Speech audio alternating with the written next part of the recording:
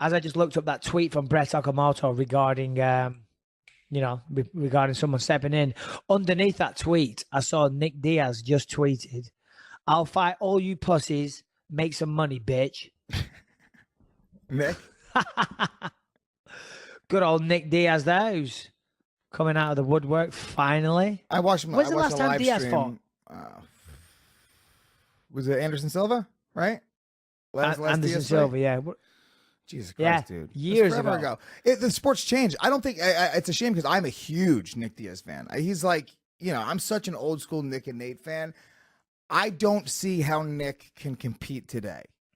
It would be a miracle if Nick Diaz could come in at 170 pounds and compete with these guys with this much time off. He seems weirdly stubborn, and it doesn't seem like he's ever wanted to truly like evolve and like commit himself to becoming like the absolute best fighter. When he loses fights to guys like GSP, he's like, nah, I won that fight. That's his attitude. He'll like just convince himself that he won the fight. So it's kind of weird. Yeah. And that attitude isn't healthy. And sometimes you just got to be honest with yourself and the world and be like, okay, fair enough. It sucks, but the better man beat me on the night. That's just the way it goes. I disagree with you, though, when you say you don't think he could come back. Nick Diaz and Nate Diaz, the one thing that they definitely are is born fighters. You know what I mean? They have that fighter attitude. They have the work ethic, and they have the skills. Like I just said, I haven't done jiu-jitsu since the GSP fight, which is almost a year ago now, which is crazy. But I'll tap you out 3 times in 5 minutes because it's like riding a bike, right? Maybe I won't, but we'll see. It's like riding a bike. You know what I mean? It's there. It's always there, and you just got to fine tune it a little bit. So if he just did some training, I'm sure he could get his skills back up to speed very quickly. I'm just wondering then, as I said that, I wonder if this has got anything to do with the fact that Nate's fighting. Obviously, he's been out of it for a while. His brother's accepting a fight. His brother's probably going to get paid handsomely for that fight. He's told Nick how much he's getting. He's probably like, you know what? $1 million, $2 million, whatever it is. That sounds nice, actually. That'd really help out my situation right now. Yeah. So yeah. And so he's calling people out. I'm just wondering, or maybe he can do the training camp with his brother, which is one of the most beneficial things to have. A friend or a brother or a teammate on the same card is incredible, So I don't know. I'm just spitballing. I'm just throwing that out there. Maybe. Yeah, I mean, look, I think he can come back, and he's an exceptional fighter, so he'll come back and he can beat a lot of dudes. I just think that Nick, he hasn't really been winning. He only takes fights against the absolute best of the best. And what has it been, like three years? How long has it been since Nick fought Anderson Harrington? Look that date up. It's been at least 2. I think 4, 5 maybe? years. I think it's fucking crazy, dude. Longer than GSP. It's nuts. What is it, Harrington? Yeah, January 31st, 2015. So okay, almost so going 4 years. on 4 years. So almost 3 years. No, going on 4. No. Yeah. Almost 3.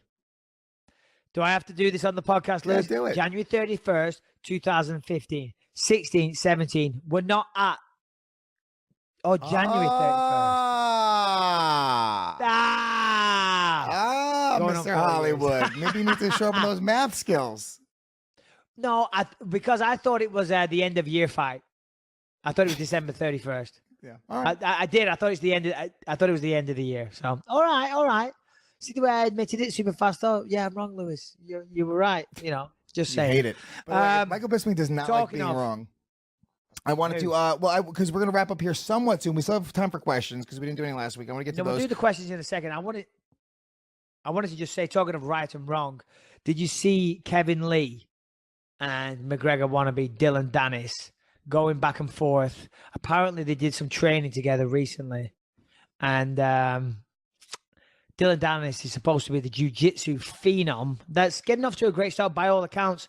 I don't know his skills, but he has a very good reputation in the jiu-jitsu world, and he made his Bellator debut recently. Tapped a guy out with a foothold, I believe, if I'm not mistaken, pretty quickly. So it was an impressive debut. And I think Kevin Lee and Dillon Danis did some training together recently. And Kevin claimed on Ariel Helwani's show a few days ago that he absolutely smoked him, that he threw him around like a little girl, tapped him out multiple times. So, of course, Dillon Danis came back, retaliated, and now they've agreed to grapple for $100,000. Is that correct, Harrington? Yeah, that's what they're saying. They went back and forth on Twitter. And pull up the tweets if you want. I'd like to read those. Yeah, I mean, that's kind of, I guess, with jiu-jitsu, they would do a jiu-jitsu match. It would be out of the UFC because Dillon Danis is signed to Bellator, so obviously these guys can't fight. Yeah. But technically, that'd be kind of tough, right? I would Dana White and company, I know that they've let you guys do things. They wouldn't mind. Grappled, but would they maybe mind when it's a currently active Bellator fighter? Because a little different. Because when they let you guys do things... I don't think... If them two just decide, listen, you know, the UFC isn't the fucking Mr. Doom and Gloom organization everyone makes them out to be.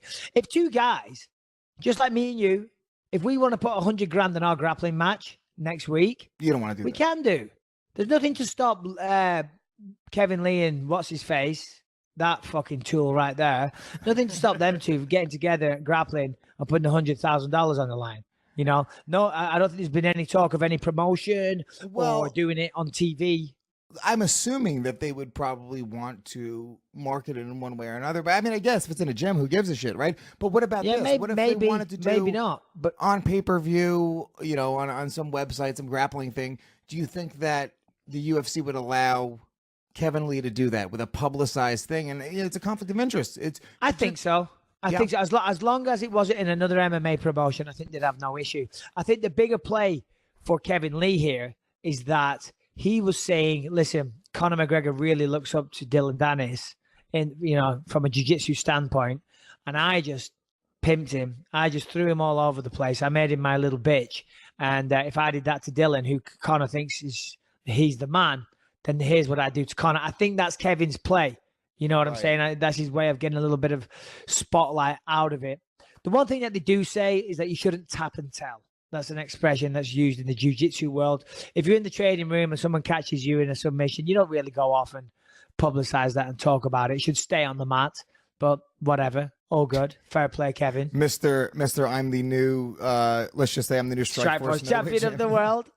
Exactly. You see somebody put on, was it either your Wikipedia or was it Rockhold's? They put it on our subreddit. Oh, yeah. Shout out to the Believe You Me subreddit, r/Believe You Me. They changed your record to reflect that match between you and Luke Rockhold. Yeah, they took an extra win on there.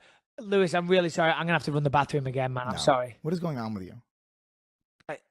I took a diuretic and I'm peeing like a fucking racehorse. Okay, go. I'll do a plug for the network right now. Memento. All right, guys. While Michael Bisping is going to take a piss, you guys should know, if you love the show, we do the show live, usually live, every Monday at 3:30 p.m. Eastern Standard on GasDigitalNetwork.com. You do not have to be a subscriber. You can watch the live stream of this show and all the other shows on Gas Digital for free. 3:30 p.m. Eastern Mondays. Listen to me and Michael Bisping. Watch me and Michael Bisping. But if you guys want to support the show on a larger level, you guys can subscribe and get access to every episode we've ever done. The latest 15 episodes are on iTunes, but we do have 76 episodes in their entirety available on demand at Gas Digital Network. Use the promo code BYM. Get a 14-day free trial. You save $1.50 a month. It's $7 a month. You get access to this show, Legion of Skanks, the Real Ass Podcast. We just signed Andrew Dice Clay onto the network. Dee Snider's on the network. Jamie Josta from Hatebreed. Lisa Ann, the adult porn star. So many great shows in the network. Such amazing talent. You also get pre-release on our episodes, ad-free episodes, uncensored episodes. We have a great live chat, message boards. So many great benefits for becoming a subscriber to Gas Digital. So make sure you use that promo code BYM. Also, take a moment right now and go to iTunes. Even if you're subscribed to Gas Digital, even if you've already done this, do it again. Go to iTunes right now. Leave us a 5-star ranking. Sorry about that. It's all right. Leave us a 5-star ranking, a positive review. Let your friends know about the show. Believe You Me is taking over. Me and Michael Bisping love doing the show. So the more people that listen to it, the easier you guys make it for us because, you know, we don't bullshit. You know, you tell your friends about it. They come and see us do the live shows. They subscribe for the on Gas Digital. They buy T-shirts, whatever it is. Tell people about it. That is if you can't do anything else, the most important thing you could do is just go and tell a friend about the show right now. We love you guys. All right. Yeah, please do that, and we will very, very much appreciate it.